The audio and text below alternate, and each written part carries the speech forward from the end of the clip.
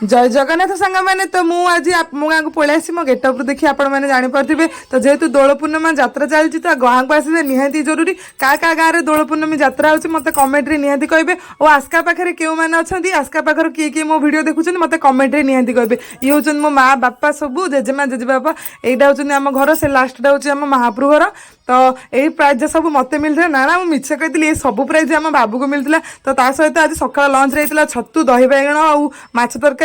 तरकारी देखी मुझे सब ही भूलीगली भिड करने लास्ट भूलीगली भिड ही करनी तो आपको छतु तरकारी ही देखी तो तापर यहाँ हूँ मो भौणी यहाँ गोटे भौणी तो लास्ट सन्धार आमर होता पियाजी आ पकोड़ा तो मुझे नादिकी खाई राति लंच आमर होता भात डाली सहित फुलकोबी आलू भजा पांपड़ और सालाड ताकू मुझे भलसे खाईदेली तापर मम्मी मोर बसी पड़लु चिता दबारे तो चिता देवार सारे जेहेतु महाप्रभु बाहर को आसवे तो चिता देकी महाप्रभु थोड़ा जदि आपको भिडियो भल लगुच तो लाइक शेयर कमेंट निहाती।